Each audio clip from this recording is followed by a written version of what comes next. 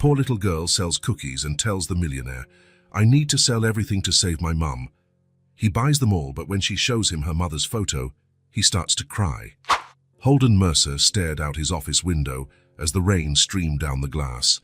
3:30 in the afternoon, and the sky was already as dark as night. He turned back to his desk, pushed some papers aside, and sighed. Financial reports, spreadsheets, contracts, everything that was supposed to give his life meaning was there, scattered like pieces of a puzzle he could no longer assemble. The office was too quiet, it always had been. Holden liked it that way when he started working alone 5 years ago. No colleagues asking about his weekend, no small talk in the hallway, just him, the numbers, and the hum of the computer. But today, the silence felt different, as if it were calling in a debt he didn't know he owed. He picked up his cold coffee and grimaced. It was bitter. Everything had been bitter lately. Knock, knock, knock. The knocks on the door were quick, almost desperate. Holden frowned. No one came to his office without an appointment. He didn't even have a receptionist. He preferred it that way. No complications. Knock, knock, knock. More insistent now. Holden stood up slowly, adjusted his tie, and walked to the door. When he opened it, he could hardly believe what he saw. A little girl, soaked from head to toe, was standing in the hallway. She must have been about 5, too small to be there alone. Her brown hair was stuck to her face, her drenched jacket dripping onto the floor. But what stood out the most were her eyes. Large, dark, with a determination that didn't match her age. In her hands, she held a wicker basket filled with cookies, covered by a cloth that was also soaked. "Mister," she began, her small voice trembling from the cold. "Please, I need to sell everything to save my mum. My mum is very sick and needs medicine." Holden stood frozen, unsure of what to do, a 5-year-old selling cookies in the rain. Where was her mother? He wasn't the type to buy things at the door, but there was something about this girl that kept him there, just watching. "How much?" he asked, almost without thinking. $3 a bag," she answered quickly, as if she had memorized it. "I have 12. They're homemade. My mom taught me how to make them before she got sick." Holden looked at the basket. The cookies were wrapped in cellophane, tied with small ribbons. Even wet, yes, you could see the care someone had taken in preparing them. "Does your mom know you're here?" The girl looked down. "She's sleeping. She sleeps a lot now. I heard her crying on the phone, saying she couldn't pay the doctor. I thought if I sold the cookies, she would get better." Her voice faded at the end. Holden felt a tightness in his chest, a strange feeling he hadn't felt in a long time. A 5-year-old child trying to save her mother by selling cookies in the rain. He reached into his pocket and pulled out his wallet. He had a few bills, $60 and $70. He took it all. "I'll buy them all," he said, placing the money in her small hand. Her eyes widened. "All of them. But sir, this is much more than—" "It doesn't matter. Your mom will be okay now." The girl stood there, holding the money as if it might disappear. Then suddenly she started rummaging through her basket. "Wait," she said. "I want to show you something. My mum always carries this with her." Holden was about to say it wasn't necessary, that she should go home, but she was already pulling something out from inside the basket. An old photograph with yellowed edges. She said it's of a very nice family she knew. She took care of a very special lady. The girl held the photo out to him. Holden looked at it and felt the world stop. In the picture, 2 women were smiling at the camera. One was younger, with dark hair and a kind face he recognized instantly. The other was older, frail, lying in a hospital bed. Holden recognized them both immediately. The younger woman was Marion Hartley, the caregiver he had hired to look after his mother. The older woman was Ruth Mercer, his mother. "Marion," he whispered, unable to look away from the photo. "You know my mom?" the girl asked, surprised. Holden didn't answer. He couldn't. The photo was trembling in his hands. He remembered those days perfectly. Marion had stayed with Ruth until the end, caring for her when he didn't have the courage to stay. She held his mother's hand on difficult nights, talked to her when the pain was too much. Holden would show up occasionally, always in a hurry, always with an excuse not to stay long. But Marion was always there. In the final days, when Ruth could barely open her eyes, she was still there. "She always talks about that lady," the girl continued. She said she was very special, that taking care of her was one of the most important things she's ever done. My mum would cry when she told me how the lady would hold her hand and thank her for everything. Holden handed the photo back. He didn't trust his own voice. Ruth had held Marion's hand, had thanked her. He didn't even know that. "What's your name?" "Tessa. Tessa, you need to go home now and tell your mum that someone who knew Mrs. Ruth sent help."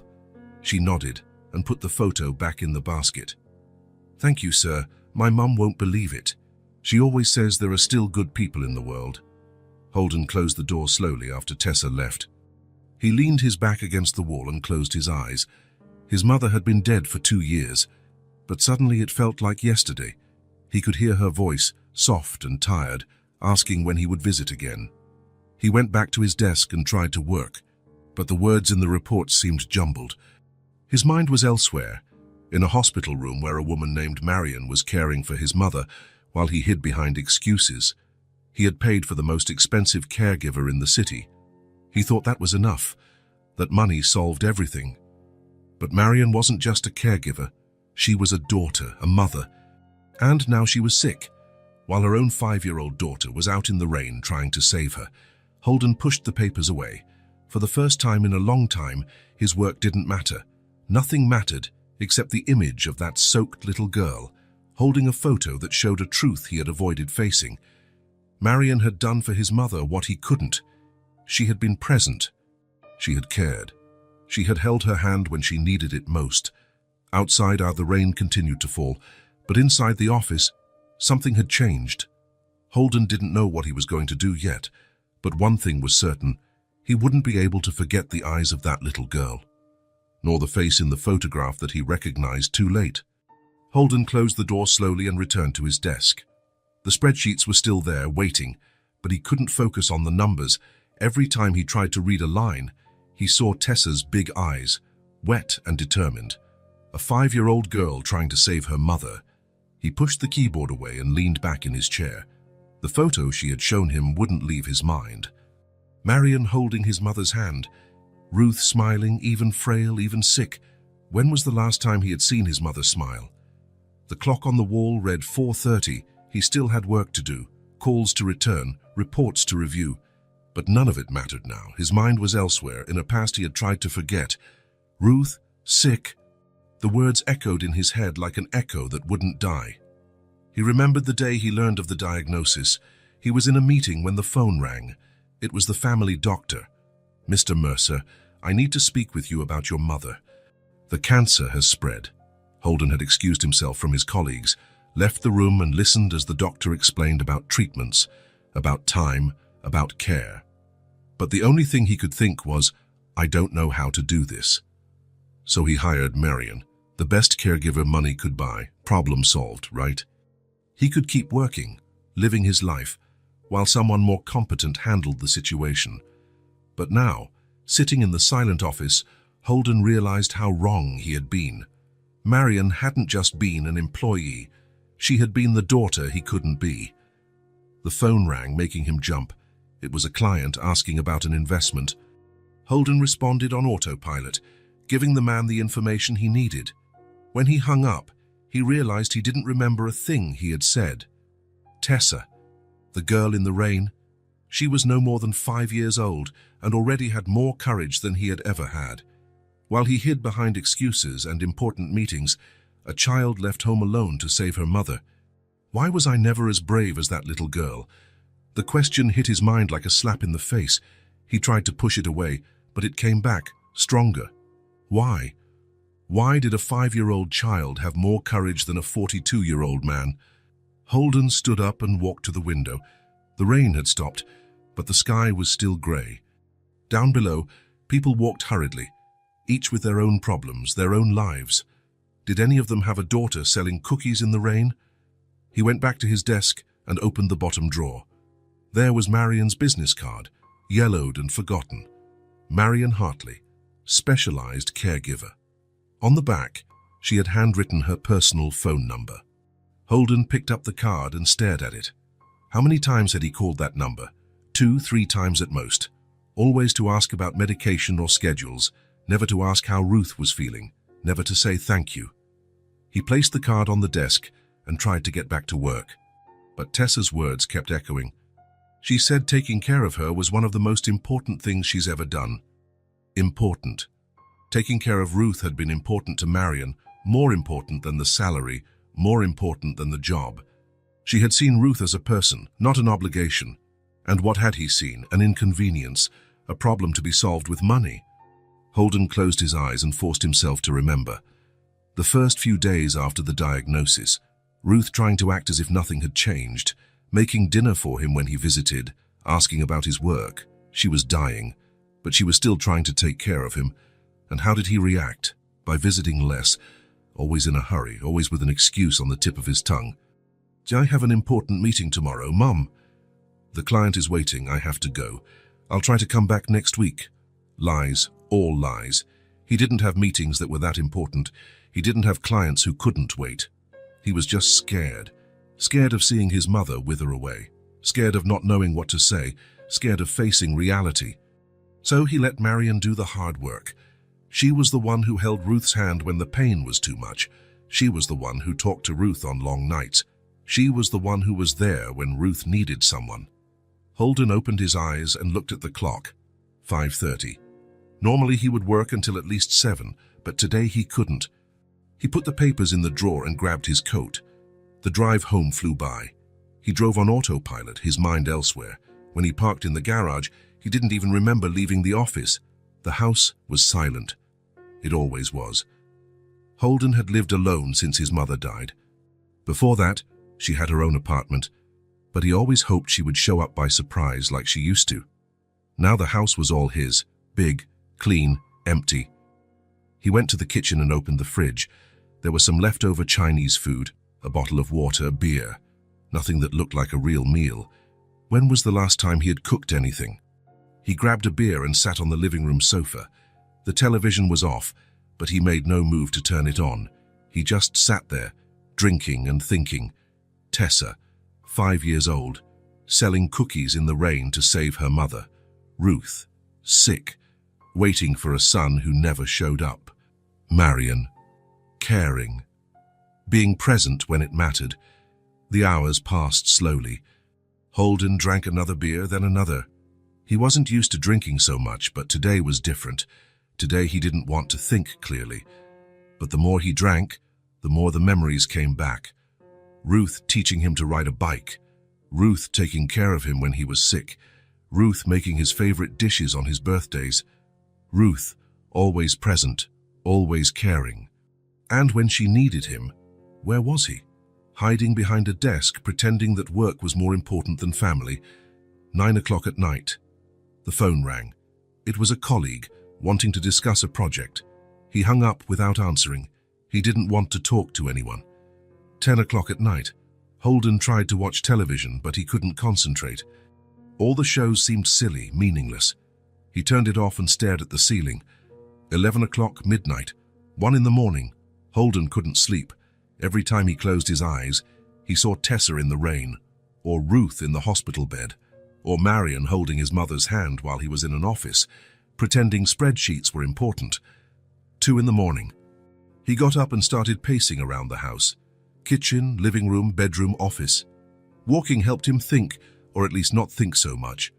But no matter where he went, the images kept coming back. Marion and Tessa, mother and daughter, taking care of each other, fighting together. He stopped in front of his bedroom window. Outside, the city was asleep.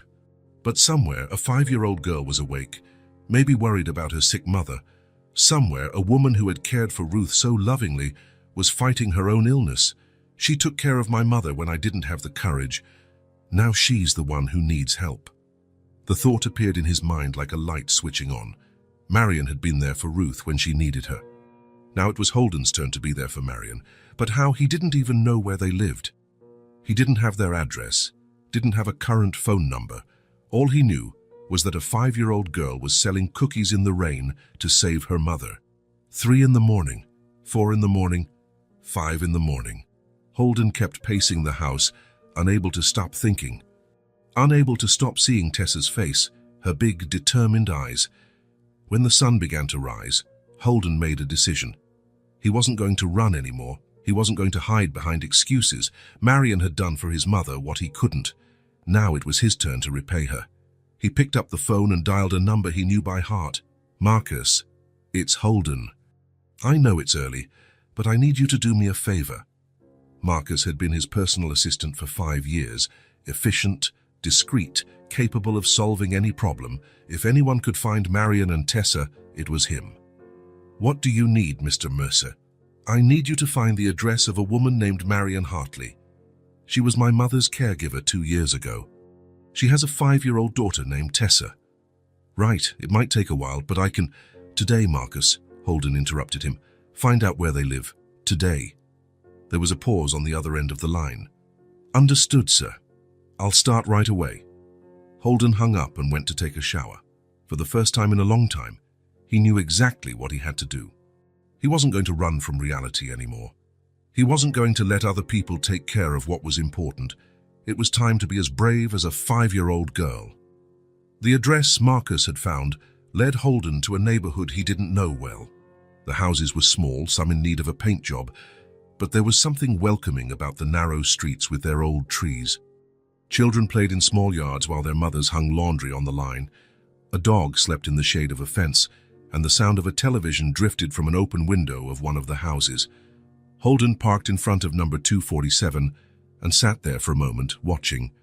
The house was small, with a simple porch and a wooden fence that had seen better days. A few flowers tried to grow in the small front garden, but they looked like they needed care. A broken pot rested beside the door, with a small plant trying to survive. He took a deep breath and got out of the car. He didn't know exactly what he was going to say, but he knew he needed to be there. Walking up the small path to the door, he noticed that one of the porch boards was loose.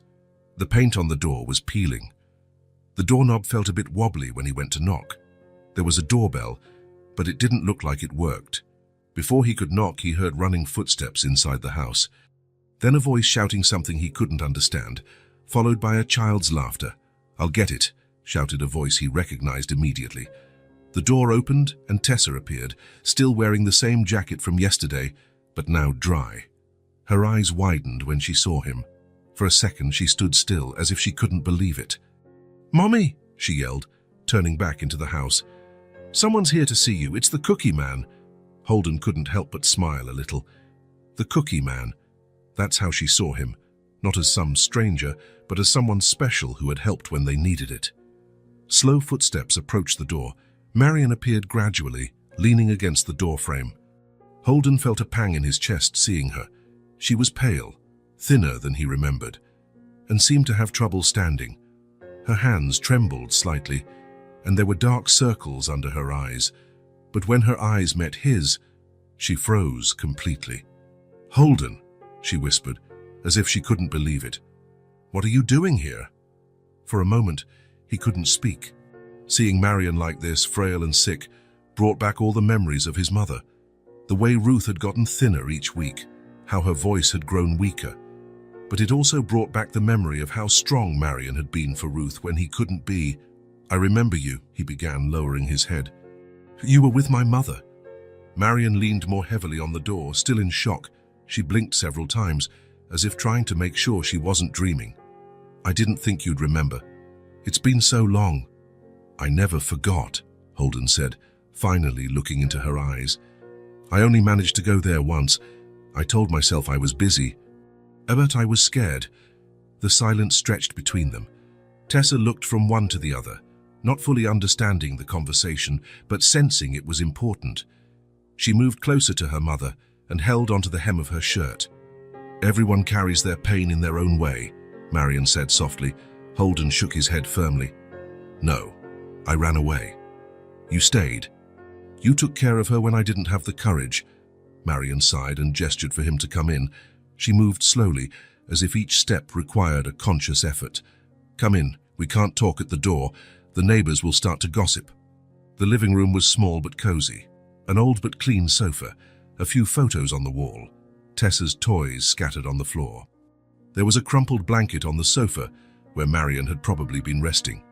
A half-empty cup of tea sat on the coffee table, already cold, A few magazines were stacked on a chair, and a half-finished puzzle occupied a corner of the table. "Sit down," she said, pointing to an armchair that, despite being old, looked comfortable. "Tessa, honey, go play in your room for a little bit." "But I want to stay," Tessa protested, holding tighter to her mother's skirt. "The cookie man is nice. Just for a few minutes, sweetie. The grown-ups need to talk about boring grown-up stuff." Tessa pouted but obeyed. Before she left, she looked at Holden with genuine curiosity. "Are you staying for dinner, cookie man? Mommy makes really good mac and cheese." Holden looked at Marion, who gave a small smile despite everything. It was the first smile he had seen on her face since he arrived. "We'll see, honey. Go play now. Can I show him my drawings later? Maybe, Tessa. Now go." When Tessa left, dragging her feet and clearly not happy about having to leave, Marion sat down slowly on the sofa. Holden noticed how carefully she moved, as if she were conserving energy, as if every movement hurt a little. "Did she tell you?" Marion asked, adjusting the blanket over her legs. "About you being sick?" "Yes. She was selling cookies to get money for your medicine." Marion covered her face with her hands. Her hands were thinner than he remembered, with more visible veins. "I didn't know she had gone out. When I woke up from a nap and couldn't find her, I nearly died of worry. I searched the whole house, looked in the yard, asked the neighbors. Mrs. Henderson said she saw her leaving with a basket, but didn't know where. I was about to call the police when she came back with all that money, talking about a kind man who had bought all the cookies. A 5-year-old child shouldn't be worried about getting money for her mother's medicine," Holden said, feeling indignation grow not at them, but at the situation. I know it's not right. I try to hide from her how much I worry about money, but kids feel these things. It's just been me and her since her father left us 3 years ago. He said he couldn't handle the responsibility of a family, that he wanted to be free." Holden felt the guilt grow even more. While he was isolating himself in his office, complaining about problems that weren't really problems, Marion was raising a daughter alone and fighting an illness. And now Tessa, at only 5 years old, already felt the weight of the family's financial worries. "Tessa showed me a photo," he said. "Of you with my mother." Marion's eyes lit up a little, for the first time since he arrived. "Ruth, she was special, one of the kindest people I've ever met. In the last few days, when she couldn't talk much anymore, she would hold my hand and whisper, 'Thank you.' She said I was like a daughter to her, that she had never felt so cared for, so loved in her final moments." Holden felt something break inside his chest. His mother had found in Marion the affection he couldn't give. Ruth had died feeling loved, but not because of him. "She talked about you all the time," Marion continued, her voice growing softer. "She said she was proud of the hard-working man you had become, that she understood why it was hard for you to see her sick, because you loved her too much. She said you were always sensitive, that you felt things very deeply." "I should have been there," he said, his voice breaking. "You were scared. It's normal. Many people can't handle the illness of a loved one. It wasn't normal. It was selfishness. It was cowardice. While you were holding her hand, I was in an office pretending that work was more important, pretending that meetings and spreadsheets mattered more than the last moments with my mother." Marion looked at him with a kindness he didn't feel he deserved. "Ruth always asked me not to judge you. She said that everyone deals with loss in a different way, that you were too sensitive, that you'd always been that way since you were a child, that your heart was too big and that sometimes it hurt." She said that. Many times she would tell me stories about when you were little, how brave you were, how you took care of her when your father died, how you made her breakfast on weekends, even when you were only 8, how you slept on her bedroom floor when she had nightmares. She never stopped believing in you. Holden had to fight back tears. His mother had defended him until the end, even when he didn't deserve it, even when he abandoned her at the moment she needed him most. "Tessa brought me back," he said, struggling to keep his voice steady. "When she showed up at my door yesterday, wet and determined to save you, I saw what I should have been for my mother. I saw the courage that a 5-year-old child has, and that I never had. You're here now," Marion said. "That's what matters. Ruth always said you would come back when you were ready." Holden stood up and went to the window. Outside, Tessa was in the small yard, pushing an old swing alone. She was humming a song softly, trying to distract herself, but every now and then she would glance at the living room window. "Tessa tried to thank me for the money I gave her," he said without turning around, "but she doesn't understand. I'm the one who should be thanking you. For what? For giving my mother what I couldn't give her. Presence, affection, dignity. For holding her hand when I was too far away to do it. For making her feel loved at the end." He turned to Marion, and she could see the determination growing in his eyes. "The money I gave Tessa isn't enough. I want to truly help. I want to do for you both what you did for my mother." Marion shook her head, clearly uncomfortable. "Holden, you don't have to." "Yes, I do. Not for you, not just for you. For my mother, for me, for Tessa, for doing what's right." He paused. "What exactly did the doctor say?" "I want to know everything." Marion hesitated, her hands trembling as she picked up the cold cup of tea. She took a sip, even though it was cold, as if she needed something to give her strength. "That I need a treatment that I can't afford, intensive chemotherapy for 6 weeks, then surgery to remove the tumor. That without the treatment, I have maybe 6 months. With luck, 8.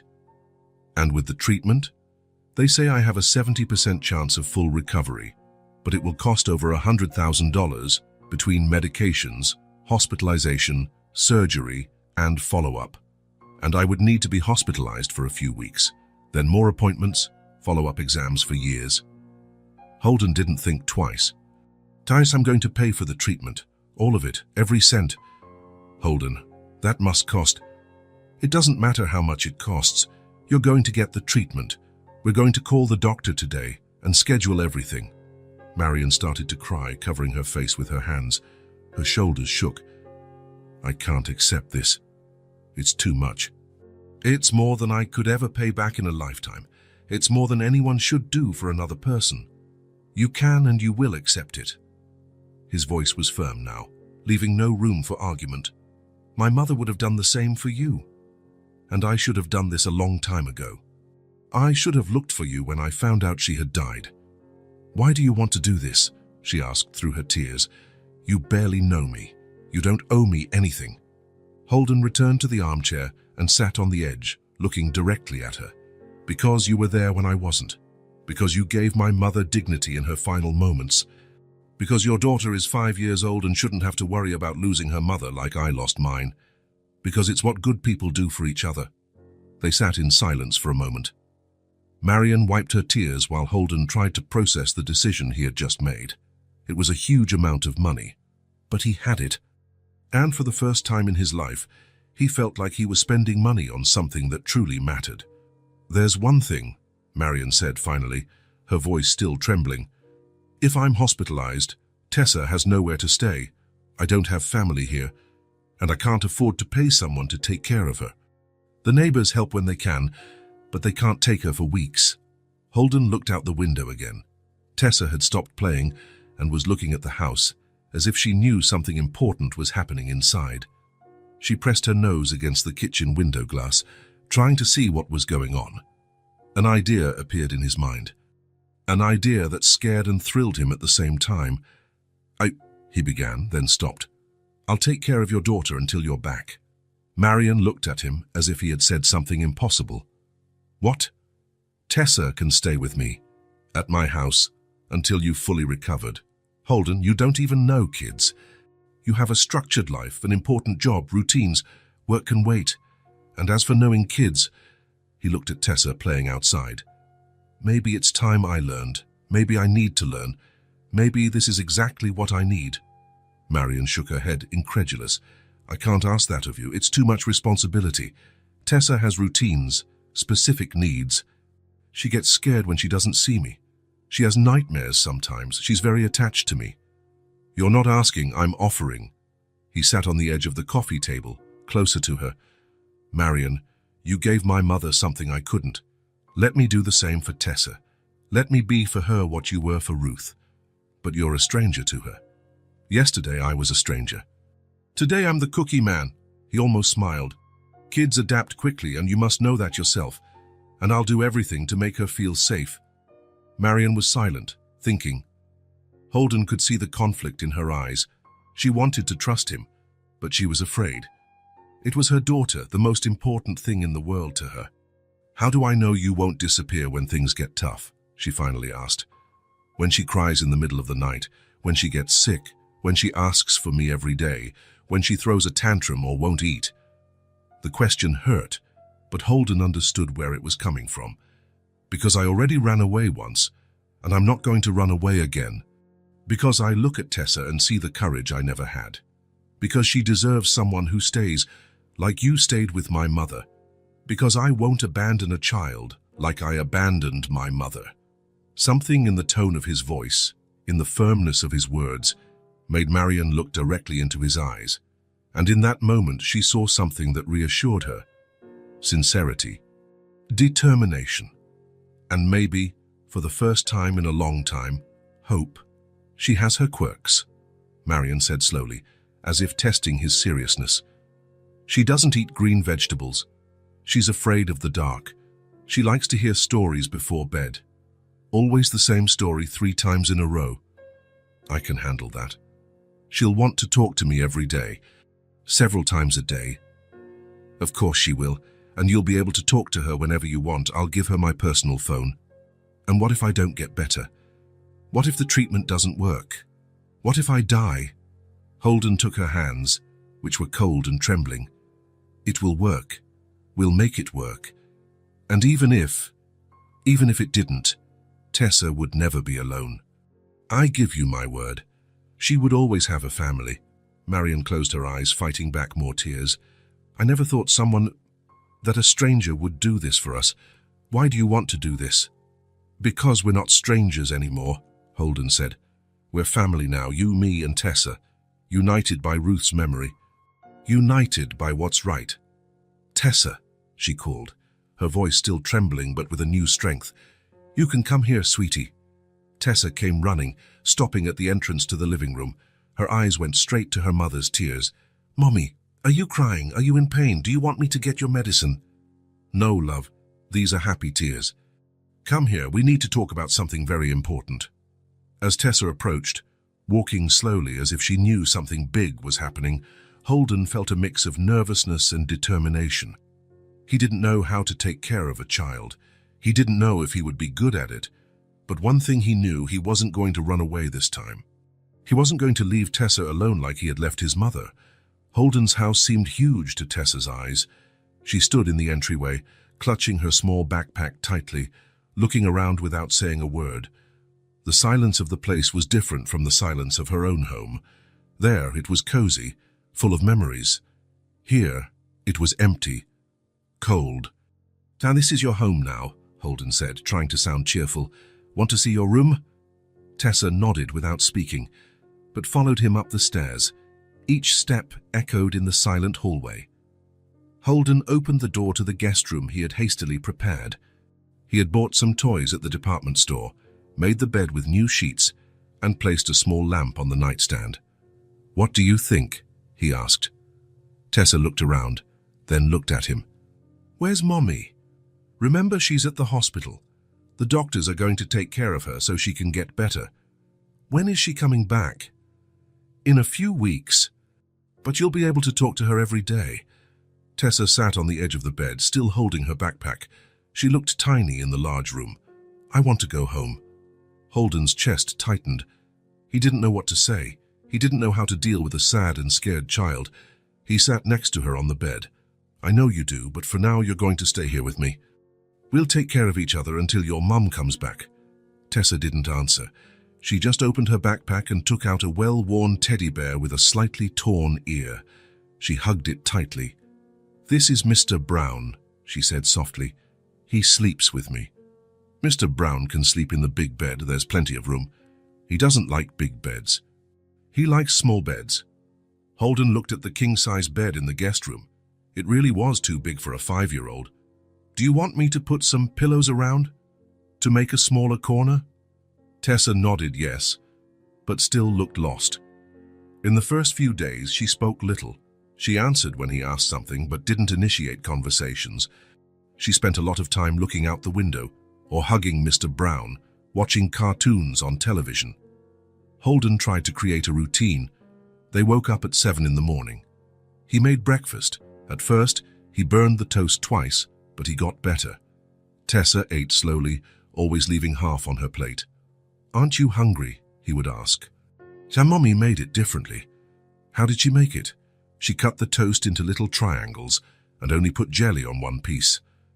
The next morning, Holden cut the toast into triangles and put jelly on only one piece. Tessa ate a little more. After breakfast, they would go to the hospital. Holden would wait in the waiting room while Tessa visited Marion. He could hear their voices down the hall. Tessa talking about the new house, about Mr. Brown, about how Holden burned the toast, and Marion laughing, even though she was weak. When Tessa came out of the visit, she was always more cheerful. But on the way back home, she would become quiet again.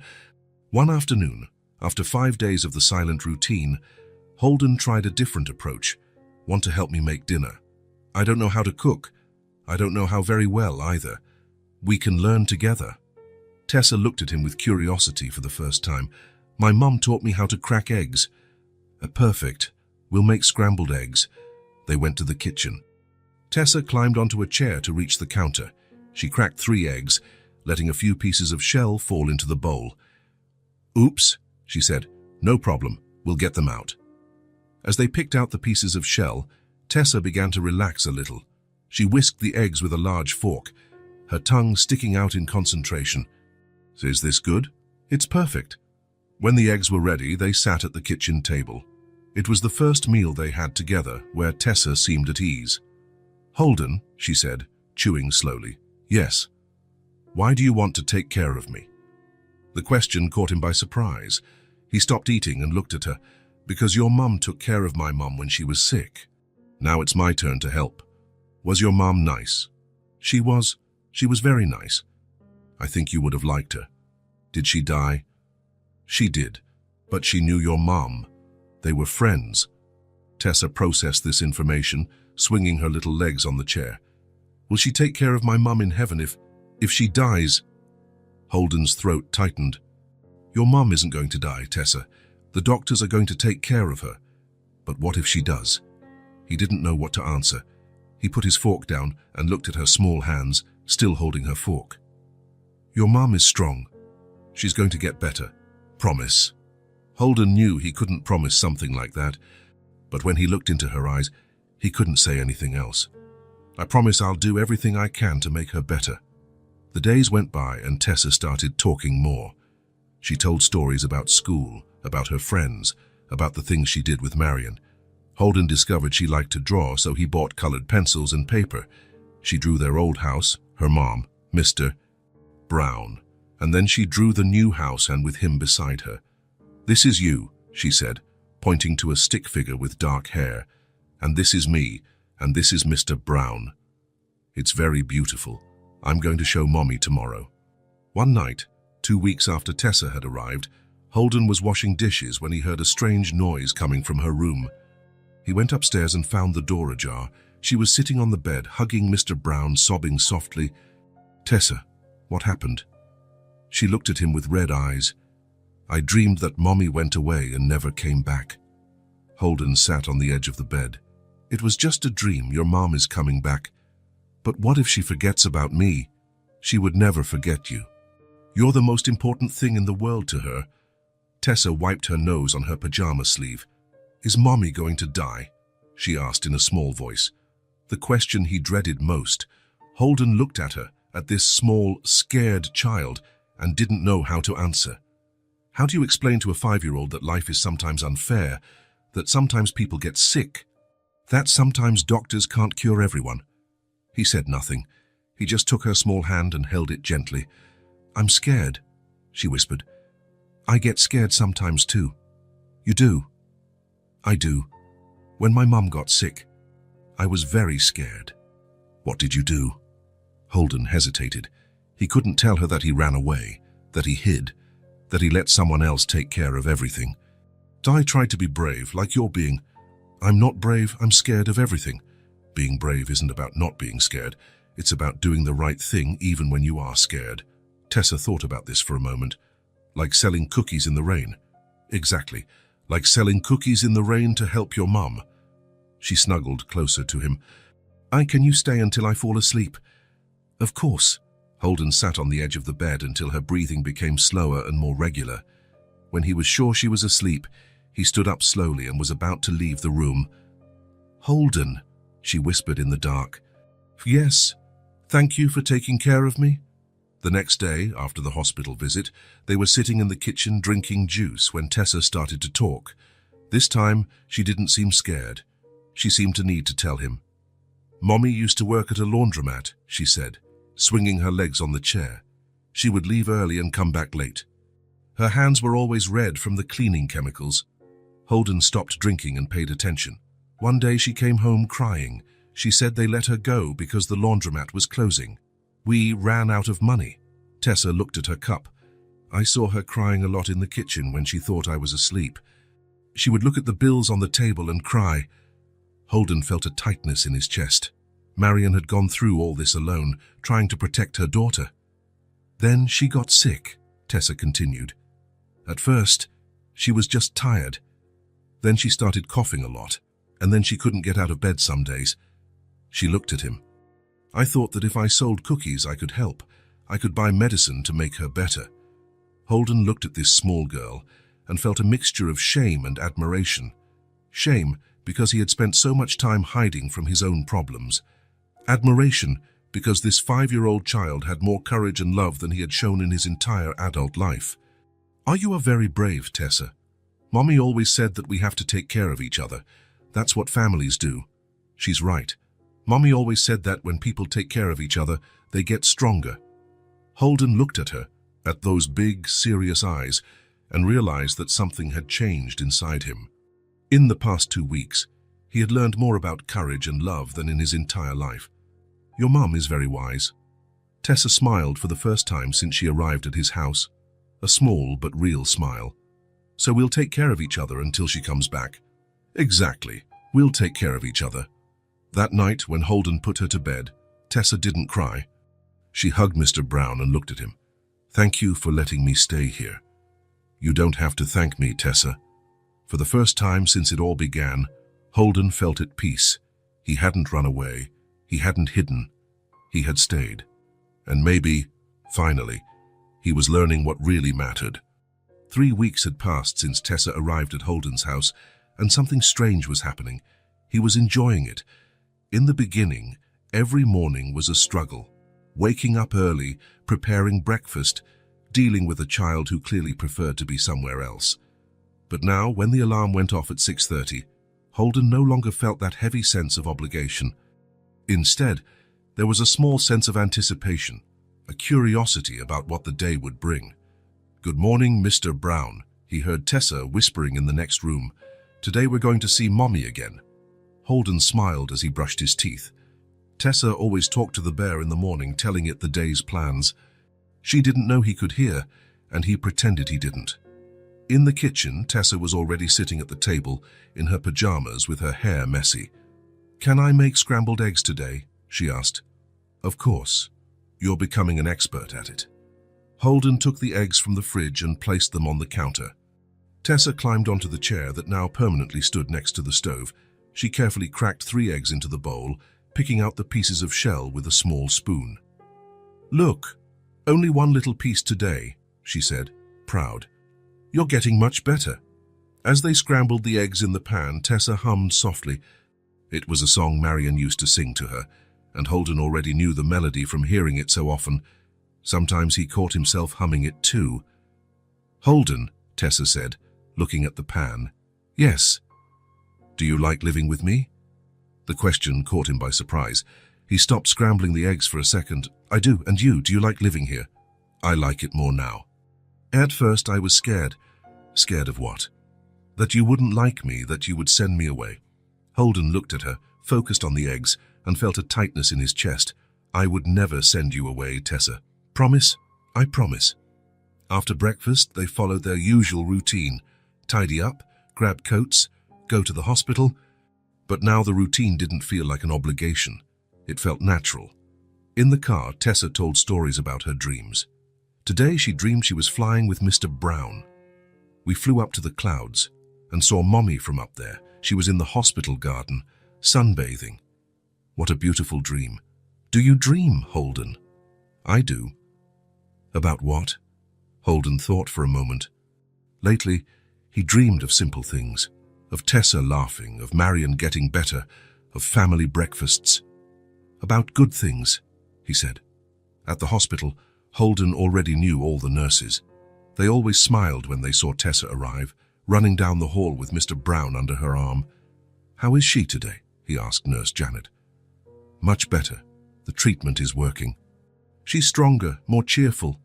Holden sighed with relief. In the past 2 weeks, Marion had improved noticeably. The dark circles under her eyes had faded, she smiled more, and she could stay awake longer during visits. While Tessa visited her mother, Holden would stay in the hospital cafeteria, reading the newspaper or just watching people. Hurried doctors, worried family members, children running through the halls. He no longer felt like a stranger in that place. "Holden!" Tessa appeared, running, her eyes shining. "Mommy is sitting up in bed, and she ate all her soup." "That's great news. She wants to talk to you." Holden followed Tessa to the room. Marion was sitting on the bed, fixing her hair. She smiled when she saw him. "Hi, Holden, how are you?" "Good. You have much better color." "I feel better. The doctor said the tumor has shrunk by 20%. "That's incredible." Marion looked at Tessa, who was showing Mr. Brown to a doll on the nightstand. "How is she behaving?" "Like an angel. She's teaching me a lot." "About what?" "About how to make scrambled eggs, about dreams, about courage." Marion smiled. "She's always been special." "She really is." They talked for a few minutes about everyday things, the drawings Tessa made, the movies they watched together, the stories she told at bedtime. Holden realized he had a lot to tell, that his life had become full of small, important moments. On the way back home, Tessa was excited. "Mommy said that maybe next week she can get out of bed and walk a little in the hallway." "That's wonderful. And she'll be able to wear normal clothes, not just those hospital gowns. I bet she's looking forward to that." At home, after lunch, Tessa sat at the kitchen table with paper and colored pencils. It was drawing time, an activity she loved and that Holden had learned to value. "What are you going to draw today?" "It's a surprise," she said, covering the paper with her hands. Holden went to the living room to check some work emails, but he found himself paying more attention to the sounds from the kitchen, Tessa humming, pencils falling on the floor, her talking to herself about the colors. 40 minutes later, she appeared in the living room with the drawing in her hand. "Done!" she said, holding the paper out to him. Holden looked at the drawing and smiled. It was him and Tessa, holding hands, holding flowers. In the background, a hospital bed with a smiling figure. "Marion, it's us bringing flowers to Mommy," Tessa explained. "It's beautiful, Tessa, really beautiful. Are we going to give it to her tomorrow?" "Of course." Holden stared at the drawing, the two of them holding hands. He couldn't remember the last time someone had drawn him happy. In fact, he couldn't remember the last time he felt truly happy before Tessa arrived. That night, after putting Tessa to bed, Holden sat in the living room with a cup of coffee. The house was silent, but it was no longer the empty silence from before. It was a silence full of presence, full of life. He looked around. There were toys scattered on the sofa, drawings stuck to the fridge, a forgotten doll on top of the television. The house was no longer just his, it was theirs. And this realization brought something unexpected, a sense of anticipatory loss. In a few weeks, when Marion was fully recovered, they would leave. They would go back to their small house, to their previous life. And he would go back to the silent house, to dinners alone, to empty weekends. The thought bothered him more than he imagined. For 3 weeks, he had convinced himself that he was just fulfilling a promise, repaying a favor, doing what was right. But now, sitting in the living room full of traces of Tessa's presence, Holden realized he had been fooling himself. He didn't want this to end. He didn't want Tessa to leave. He didn't want to go back to his old life. He didn't want to wake up in an empty house, have breakfast alone, eat dinner in silence. For the first time in years, His life had a purpose beyond work. He had someone waiting for him at home. He had conversations about dreams and drawings. He had scrambled eggs in the morning and stories before bed. He had a family. Holden drank his cold coffee and stared at Tessa's drawing, which was on the coffee table. The two of them holding hands. He wondered if it was selfish to want this to continue. If it was fair to wish for Marion to take longer to recover. No, he didn't want that.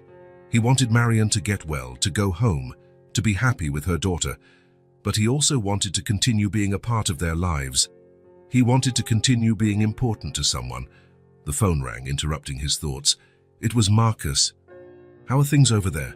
his assistant asked. Holden looked around the room, full of life and childish mess.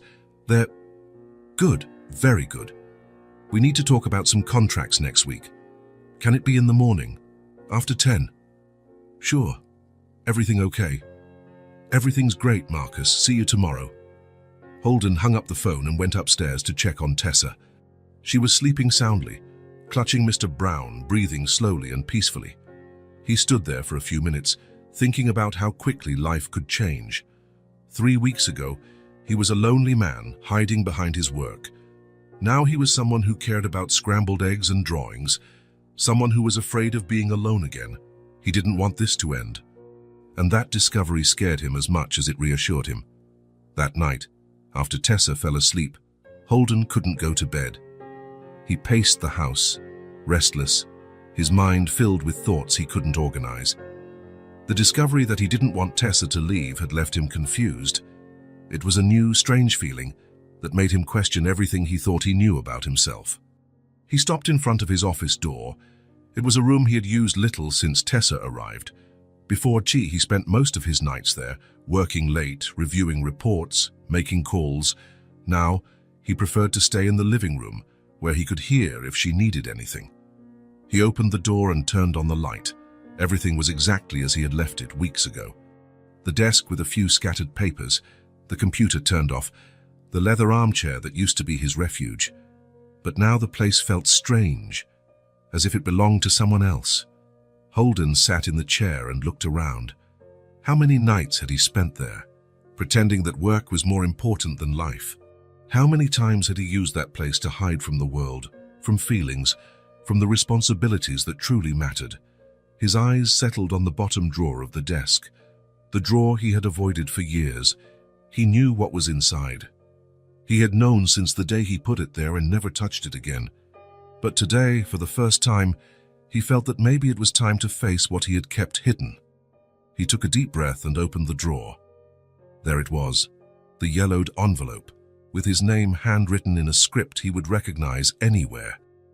Holden, in careful, slightly shaky letters. It was the letter Ruth had left for him, the letter he never had the courage to open. He picked up the envelope carefully, as if it might fall apart in his hands. The paper was yellowed at the edges, and there was a small stain of what looked like coffee in the bottom corner. He vaguely remembered spilling coffee on the hospital table when the nurse handed him the letter. Back then, 2 years ago, he couldn't open it. He told himself he wasn't ready, that he would read it when the pain passed, when he could think of Ruth without feeling that tightness in his chest. But the days passed, weeks, months, and the letter remained unopened in the drawer. Now, with Tessa sleeping in the next room, with Marion getting better in the hospital, with his life completely transformed by two people he barely knew a month ago, Holden felt he was finally ready. Or maybe he was ready because now he understood what was truly important. He turned the envelope in his hands. The seal was loose at the edges but still held. Ruth had sealed the letter carefully, as if she knew it would take him a while to open it. He took a deep breath and broke the seal. Inside was a folded sheet of paper and something else that looked like a photograph. He took the letter first, unfolded it slowly, and immediately recognized his mother's handwriting. The letters were shakier than usual, probably written in one of her last days. "My dearest son." Holden stopped. Just that first line made his eyes well up. It had been so long since he had heard his mother's voice, and now it was as if she were there, speaking to him. "I know you've always been afraid to talk about what you feel. Since you were little, you kept everything inside. Remember when your father died? You were 8 and you didn't cry once in front of me, but I heard you crying into your pillow at night." A tear fell onto the paper.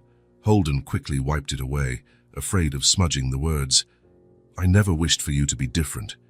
You were always sensitive, always felt things more deeply than others, and I always knew that was a gift, even when it seemed like a difficulty." He paused his reading for a moment. Ruth knew. She always knew he couldn't handle difficult feelings, and yet she never judged him for it. "I know you feel guilty for not coming to see me more often, but I want you to know that I understand. Watching someone you love fade away is one of the hardest things in the world, and you love me too much not to suffer from it." The tears were falling freely now. Holden didn't even try to wipe them away. "I want you to know that Marion was a gift in my life. She cared for me as a daughter would. She talked to me about you, about life, about dreams. She gave me dignity when I needed it most. And I know that one day you will understand why I am telling you this." Holden stopped reading. Marion. Ruth was talking about Marion in the letter, as if she knew that one day they would meet again. "I only hope that when the time is right, you will open your heart. That you will stop hiding behind work and excuses. That you will let people into your life for real. Love is the only thing that's worth it, my son. It's the only thing that remains when all else is gone." Holden had to stop reading.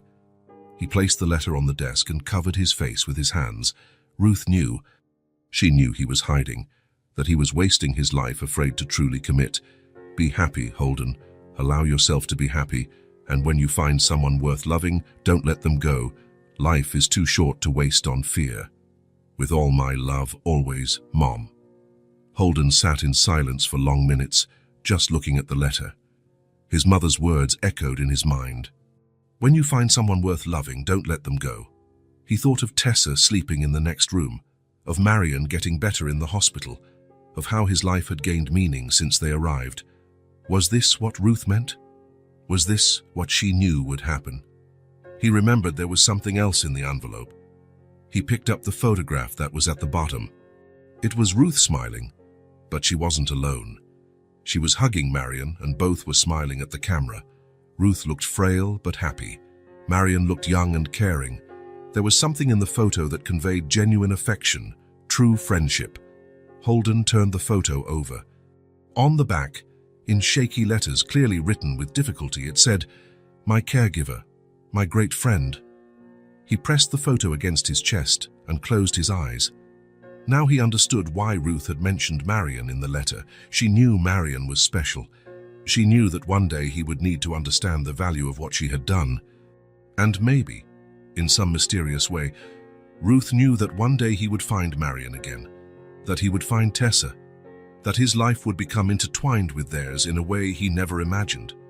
Holden sat there for a long time, holding the photo, rereading parts of the letter.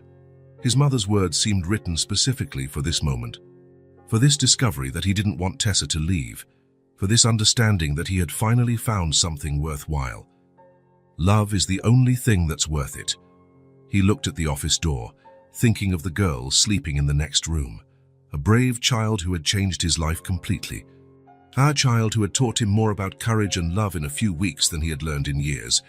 For the first time since Ruth died, Holden felt he was on the right path, that he was doing what she would have wanted him to do, that he was, finally, opening his heart. He folded the letter carefully and put it away with the photo. Not in the drawer this time. He placed it on top of the desk, where he could see them whenever he entered the office. When he finally went to bed, Holden passed by Tessa's room. The door was ajar, and he could see her sleeping, hugging Mr. Brown. Tomorrow would be another day of routine. Breakfast, a visit to the hospital, drawing at the kitchen table. Another day of this life he discovered he didn't want to lose. Ruth was right. Love was the only thing that was worth it, and he was finally learning to truly love. The next morning, Holden woke up with a clarity he hadn't felt in a long time. Ruth's letter was still on his office desk, and her words echoed in his mind like a guide. Love is the only thing that's worth it. He knew exactly what he needed to do. Tessa was in the kitchen, already in her high chair, waiting for breakfast. She was holding Mr. Brown and humming softly. "Good morning," she said when she saw him. Are we going to see Mummy today? We are. But first, I want to talk to you about something. Holden sat in the chair next to her and looked into her eyes. I want your house to be beautiful when your mom comes back. Tessa stopped swinging her legs and looked at him attentively. What do you mean? I want to renovate your house. Paint the walls, fix what's broken, buy new furniture. I want that when your mom leaves the hospital, she finds everything perfect. Tessa's eyes widened. Really? She asked, her eyes shining. Really? And you're going to help me? You'll choose the colors, the furniture, everything. What do you think? Tessa jumped out of her chair and ran to hug him. Can I choose the color of my room? You can choose the color of the whole house if you want. And will Mommy like it? I'm sure she will. After breakfast, they went to the hospital first. Marion was sitting in an armchair next to the bed, reading a magazine. She was visibly better. Her cheeks had more color, her eyes were brighter. Mommy! Tessa ran to hug her. Holden is going to renovate our house. Marion looked over Tessa's head at Holden, confused. Renovate? It's a surprise, Holden said. For when you come home, Holden, you don't have to... Yes, I do. And Tessa is going to help with everything. She's going to be the architect. Tessa laughed out loud. I don't know what an architect is. It's the person who decides how things will look, Holden explained. And you're going to be the best architect in the world. Marion looked between the two of them, seeing Tessa's excitement and Holden's determination. Are you too sure? Absolutely, Holden replied. After the visit, they went straight to Marion and Tessa's house. Holden hadn't been inside since the first day, when he came to get Tessa. Seeing the place again, he realized how many things needed attention. Where do we start? He asked. Tessa walked through the house like a little inspector, pointing out problems Holden hadn't even noticed. The kitchen faucet drips. My bedroom door doesn't close properly. And there's a stain on the living room ceiling that looks like an elephant. Holden took out a notebook and started making a list. Faucet, door, ceiling. And that was just the beginning. What color do you want for the living room walls? Tessa thought for a moment. Yellow, like the sun. Mommy always says yellow makes people happy. Yellow it is. And your room? Light pink, but not too pink, just a little. Holden wrote everything down. They spent the whole morning going from room to room, with Tessa deciding every detail. She wanted curtains with flowers in the living room, a new shelf for her books, a big mirror in her mom's room. Then what if we put a special lamp here? She asked, pointing to a dark corner of the living room. What kind of lamp? One that makes pretty shadows on the ceiling. I saw one in a store once. Holden wrote down, special lamp. In the afternoon, they went to the stores. Tessa held his hand as they walked through the aisles, stopping to touch fabrics, test paints, try out pillows. This one is soft, she said, sinking her hand into a feather pillow. Do you want us to buy it for your mum? Yes, she always says her pillow is too hard. At the paint store, Tessa spent 20 minutes choosing the exact shade of yellow. This one is too dark. This one is too light. She pointed to a sample in the middle. This one is perfect. The salesman smiled. She has good taste. She's the architect, Holden said, proud. On Monday, the workers arrived. Holden had hired a full crew, painters, plumbers, electricians. Tessa wore a small hard hat Holden had bought for her and supervised everything like a little site manager. The yellow is turning out just like I wanted, she told the painter. Great, boss, the man replied, smiling. Holden watched Tessa command the renovation and felt something swell in his chest. She was so excited, so involved in every detail. It was as if she were building a real home for the first time. And he felt it too. For the first time in his life, he was building something for someone he loved. Not out of obligation, not for money, but for pure and simple love. In the following days, the house was completely transformed. The yellow living room walls turned out exactly as Tessa had imagined, cheerful and welcoming. Her room was painted the perfect shade of light pink, and Holden had small clouds painted on the ceiling. Now it feels like I'm sleeping in the sky, she said, lying on her new bed. Marion's room was painted a soft blue, and Holden installed the large mirror Tessa had chosen. He bought new furniture, curtains with flowers, a comfortable armchair for the living room. Something's missing, Tessa said, looking at the finished living room. What? Real flowers. Mommy loves flowers. Holden had vases of fresh flowers delivered to every room. Roses in the living room, daisies in the kitchen, lilies in Marion's room. The special lamp Tessa wanted projected stars onto the living room ceiling when turned on. She lay on the floor for 10 minutes, looking up. "It's magical," she whispered. On Thursday, when the renovation was almost complete, Holden installed the last surprise. A small bookshelf in Tessa's room, painted the same pink as the wall, filled with new books. "So you'll never run out of stories to read," he said.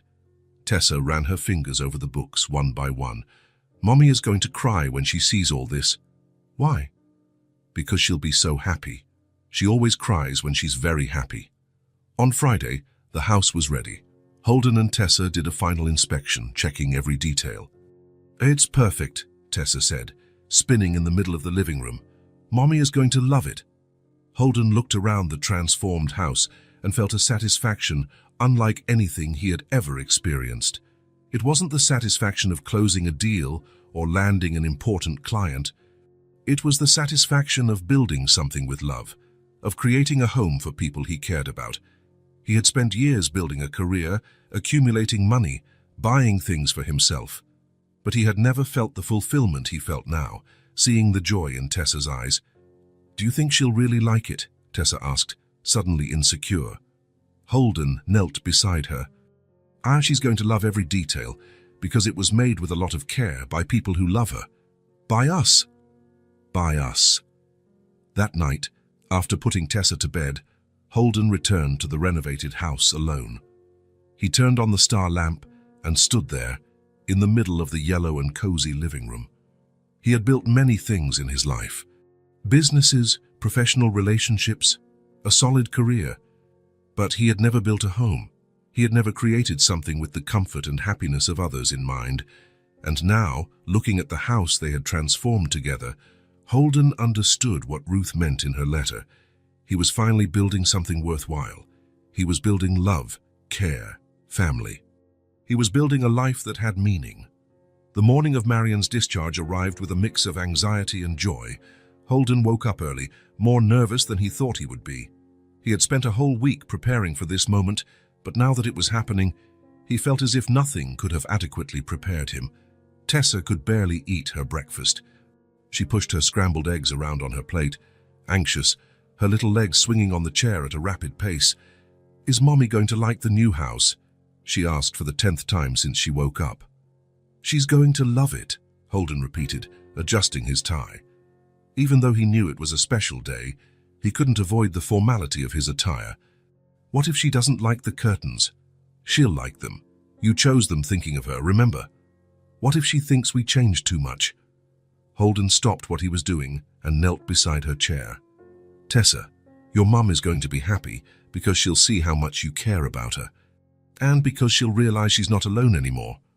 They arrived at the hospital promptly at 10 in the morning. Marion was sitting on the edge of the bed, already dressed in normal clothes for the first time in weeks. She was visibly stronger, but still frail. Her hair had grown a bit, and there was real color in her cheeks. "Mommy." Tessa ran to hug her. "You look pretty." "Thank you, love. I'm feeling much better." Holden watched the two of them reunite with a smile on his face. After weeks of quick visits and conversations through glass, they could finally hug for real. "How are you feeling?" he asked. "Anxious to go home," Marion replied. "And nervous too. Fear it's been so long since I've been in my own house." Tessa held her mother's hand. "Wait until you see it, Mommy. It's going to be an amazing surprise." The doctor appeared with the discharge papers and the final instructions. Marion would need to continue taking medication for a few months and have regular checkups, but the worst was over. The treatment had been a success. "The tumor has shrunk by 80%, Dr. Stevens explained. "In 6 months, with follow-up scans, we expect it to be completely gone." Holden felt a deep sense of relief. Marion was going to be okay. Tessa wouldn't lose her mother. It had all been worth it. The drive home was quiet. Marion looked out the window, observing the city as if seeing it for the first time. Tessa held her hand, eager to show her all the changes When they reached their street, Marion frowned. "The house looks different from the outside," she said. "That's part of the surprise," Tessa said, barely able to contain her excitement. Holden helped Marion out of the car. She walked slowly through the small front yard, noticing the new flowers, the repaired fence, the fresh paint on the porch. When they reached the front door, Tessa looked at Holden. "Can I open it?" "Of course. It's your house." Tessa opened the door and went in first. Marion took a step inside and stopped completely. The living room was unrecognizable. The yellow walls glowed in the morning light. The new furniture was arranged perfectly. The floral curtains framed the windows, and fresh flowers decorated every surface. The sofa where she used to sleep when she was very sick had been replaced by a comfortable armchair and a new couch.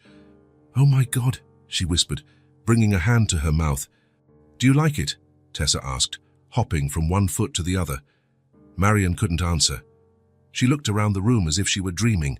Everything was clean, new, cared for. It was the same house, but transformed into something she never imagined she could have. "Come see your room, Mummy." Tessa pulled her mother by the hand, leading her down the hallway. Marion stopped at her own bedroom door and covered her face with her hands. The soft blue walls, the new bed with white sheets, the large mirror, the restored dresser, everything perfect, everything designed for her comfort. And my room. Tessa ran to her room. The clouds painted on the light pink ceiling, the bookshelf full of new books, the small but cozy bed. Marion sat on the edge of her daughter's bed and began to cry. "Mommy, why are you crying?" Tessa asked, worried. "They're happy tears, love. They're tears of joy." They returned to the living room, where Holden was anxiously waiting for her reaction. Marion looked at him, unable to speak. How did you do this?" "Holden hired a bunch of people," Tessa explained, "and I chose everything. The colors, the furniture, the flowers. I was the architect." Marion looked around again, trying to process the magnitude of what had happened. "This must have cost a fortune." Holden approached her. "It doesn't matter how much it cost. I decided to renovate your house." He paused. "And I also set up a fund to ensure Tessa has everything she needs. School, clothes, doctors, everything. You two will never have to worry about money again." Marion stared at him, incredulous. "What did you say?" "A fund. Enough money for Tessa to have everything she needs until she grows up. So that you never have to work 2 jobs or worry about paying bills again." Marion covered her face with her hands and began to cry harder. She tried to speak, but the words wouldn't come out. "Mommy," Tessa approached, scared. "You don't like it?" "I love it, love. I love it so, so much." Holden gently touched Marion's shoulder. "You took care of my mother when she needed it most. Now it's my turn to take care of you." Marion finally managed to stop crying enough to speak. "I don't know how to thank you. This is more than I could ever dream of. It's more than anyone deserves." "You deserve all of this and more, you both do. But why? Why did you do all this?" Holden looked at Tessa, who was hugging her mother, then looked at Marion. "Because you two taught me what really matters in life. Because for the first time, I understood what true love is. And because—" He hesitated for a moment. "Because I don't want this to end. I don't want to go back to the life I had before. Just let me be a part of your lives." Marion looked at him through her tears. "You want to be a part of our lives? If you'll let me. If Tessa wants me to." Tessa let go of her mother and ran to hug Holden. "Of course we do. You're our family now." Marion stood up slowly and approached the two of them. "Holden, you saved our lives. Literally.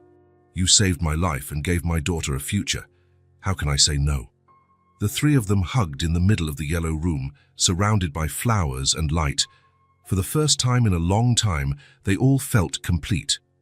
A few weeks later, on a Sunday morning, Holden woke up early and went alone to a place he hadn't visited in months. The cemetery was quiet, with only the sound of birds and the wind in the trees. He walked to Ruth's grave and placed white flowers, her favorite, in the vase next to the headstone. He stood there for a moment, just looking at the name engraved on the stone. "Hi, Mum," he said softly. "I know it's been a while since I've been here. But I had some things to take care of first." The wind rustled the flowers. "It took me too long to understand what matters. I spent so much time afraid to feel, to truly commit, that I almost missed my chance to be happy. He took a deep breath. But I think I've finally learned now. Holden told Ruth about Tessa, about Marion, about how they had changed his life, about the house renovation, about the fund he created, about how he felt complete for the first time. The letter you left, it came at the right time. You always knew I would need it one day, didn't you? He stood there for a few more minutes, feeling a peace he hadn't experienced in years.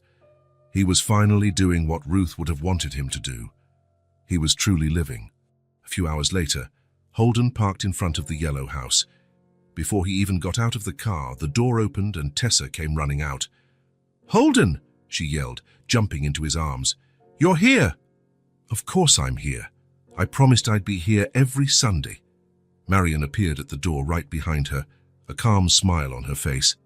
She was wearing a light blue dress and looked healthier with each passing day. "I thought you weren't coming today," she said, teasing. "I promised I'd be here every Sunday," Holden replied, carrying Tessa in his arms. "And you always keep your promises," Tessa said, kissing his cheek. They went into the house that now felt like a real home. Marion made coffee while Tessa showed Holden the homework she had to do. "It's about family," she explained, spreading her books on the kitchen table. "I have to draw my family and write about each person." "That's cool. How are you going to draw it?" "You, me and Mommy, and Mr. Brown too, of course." Holden helped Tessa with her homework while Marion finished lunch. Every now and then, she would look at the two of them bent over the books and smile. This was exactly how she had always imagined life should be. That afternoon, after lunch, they sat in the yellow living room. Marion read a book in the new armchair. Tessa drew on the floor, and Holden helped her choose the right colors. "This one for Mommy's dress," Tessa said, showing him a pink pencil. "Perfect." Holden looked around the room, at Marion focused on her reading, at Tessa spread out on the floor with her drawings, at the fresh flowers on the table, at the golden afternoon light streaming through the curtains Tessa had chosen. For the first time in his life, he felt like he belonged somewhere. He wasn't just a visitor or a helpful friend. He was a part of it. He was family. Ruth was right. Love was truly the only thing that was worth it. And finally, after so much time running from it, Holden had learned to truly love. The following week, Holden made a decision that surprised even himself. He drastically reduced his workload, starting to work only part-time. For the first time in years, the office was no longer the center of his life. Now his mornings were different. He took Tessa to school when Marion had doctor's appointments. He had lunch with them on Saturdays. He helped with the shopping, with small repairs around the house, with everything a family does together. "Don't you miss work?" Marion asked one afternoon as they had tea in the yellow living room. "No," Holden replied, watching Tessa play with Mr. Brown on the rug. "For the first time in my life, I know exactly where I want to be." Marion smiled. "Ruth would be proud of you." "I hope so." That night, after Tessa went to sleep, Holden and Marion sat talking in the living room. It was something that happened more frequently lately, quiet conversations about the day, about plans for the future, about life. "Sometimes it still feels like a dream," Marion said. "All of this. The house, the security, you being a part of our lives. It feels like a dream to me too. But it's the best dream I've ever had. You know you don't have to do all this, right? You've already done more for us than we could ever imagine." Holden looked at her, at the woman who had cared for his mother so lovingly, who was now an essential part of his life. "I do it because I want to, because you're my family now, and family takes care of each other." Marion smiled, and in that smile, Holden saw gratitude, affection, and something deeper that was beginning to grow between them. "Thank you, Holden, for everything, for giving us a chance to start over. Thank you for letting me start over too." When he got home that night, Holden passed by his office and saw Ruth's letter still on the desk. He picked it up and reread it one more time. "Love is the only thing that's worth it." He smiled and carefully put the letter in the drawer, not to hide it, but to protect it. One day, maybe, he would show it to Tessa. He would tell her about the grandmother she never knew, but who had somehow made it possible for them to meet. For now, it was enough to know that Ruth was right. Love was indeed the only thing that was worth it. And finally, at 42, Holden had learned to truly love. And best of all, he had a family who loved him back. If this story touched your heart, subscribe to the channel and turn on notifications so you don't miss the next ones. Leave a like because it helps this story get recommended to more people. See you in the next story.